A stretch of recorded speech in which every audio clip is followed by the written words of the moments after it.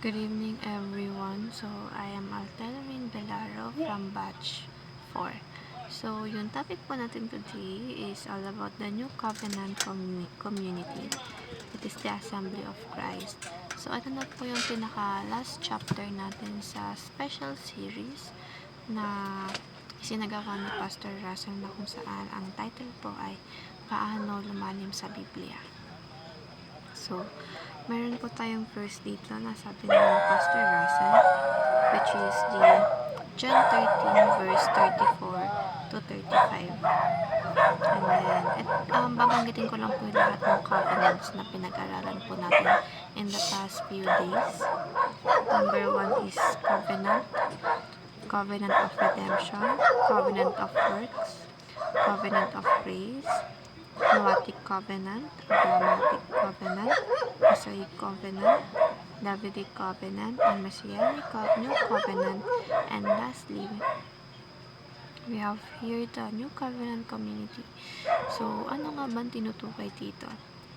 Ang sabi ko po sa concept, it is a new covenant community that refers to the church or the people of God, those who have been redeemed by Jesus Christ, and live under the new covenant established by His blood. It is the fulfillment of God's promise to write His law on the hearts of His people and to dwell with them through the Holy Spirit.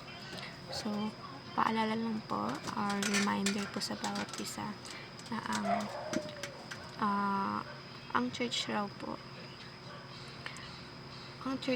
ay hindi po talaga totally na physical na lugar or yung tinatawag natin ngayong mga simbahan na pinagsasambahan. Ang tawag po dun is bahay-sambahan.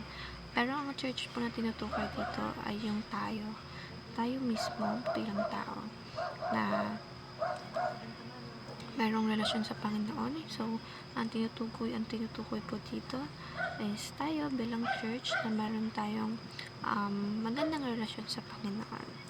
So, we have here the teachings. Number 1 is Jesus' community is built on love, which is true, no? Kasi hindi ka magkakaroon ng faith sa Panginoon kung wala kang pagmamahal sa iyong puso. And second one is Jesus' love conquers the world. And third is Jesus' marching army in bound for victory.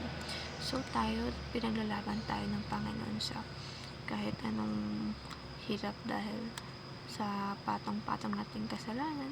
Siyempre na tatakluban yung bagay na inaasahan sa atin ng Panginoon, pero dahil mahal tayo ng Lord, hindi niya tayo tinitinan base sa panlabas nating gawain. Pero si Lord po is, gaya nga ng sabi ko palagi, na napaka-humble na at napaka-giver ng tao. Kaya kahit hindi po tayo deserving is binibigay ni Lord lahat ng kaya niyang i-provide para sa atin.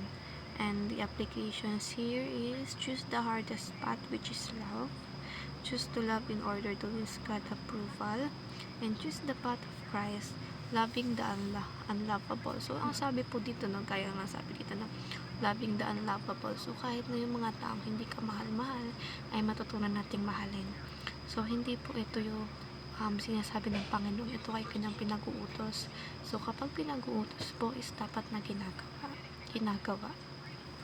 So, we have to make sure na yung mga taong kahit na malayo sa atin ay maabot natin ng pagmamahal na gaya ng binibigay sa atin ng Lord. Thank you po. God bless.